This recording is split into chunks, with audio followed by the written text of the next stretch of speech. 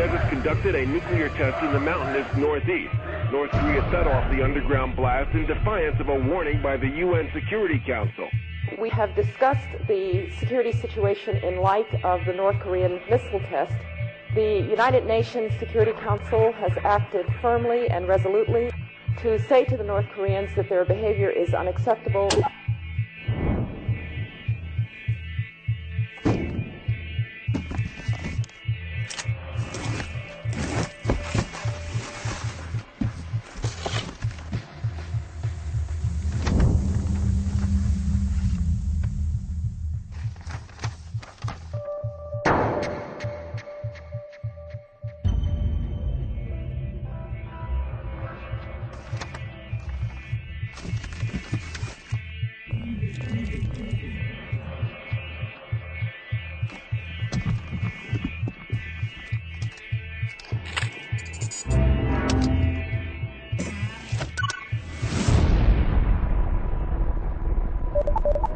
Special briefing, nuclear terrorism.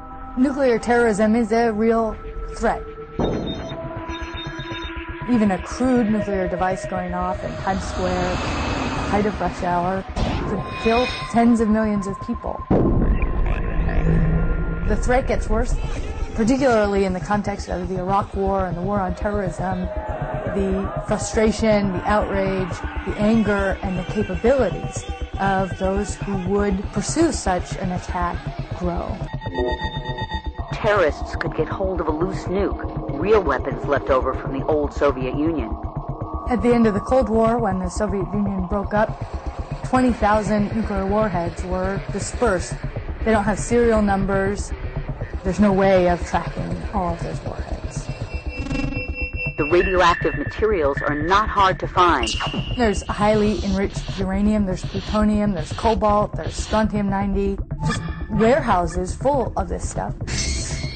In many cases, there's a chain link fence, a poorly paid, undernourished, very bribable guard, and there's the nuclear material for 20 nuclear weapons. Rogue nuclear scientists may also be a source of weapons. Pakistan's A.Q. Khan stole nuclear secrets in Europe. A.Q. Khan went back to Pakistan to set up a nuclear program and essentially build the Pakistani nuclear bomb from the ground up. Pakistan sold components to Iran, sold nuclear components to North Korea, and was on the cusp of offering a fully functioning nuclear warhead to Libya. But a real nuclear bomb is probably too complicated for a terrorist group. Nuclear terrorism is hard. It's not just a science fair project. It can require substantial operations. You've got to move people around, you've got to recruit, you've got to bribe people, acquire materials. Things are complicated. Terrorists would be more likely to use a dirty bomb. No one should confuse an honest-goodness nuclear weapon with a dirty bomb. A genuine nuclear weapon would kill very large numbers of people immediately. A dirty bomb, which would spread radioactive material using conventional explosives, is unlikely to kill more people than would be killed by the conventional blast, 10, 100 people. We have to do all we can do, according to the experts, to control loose nuclear material.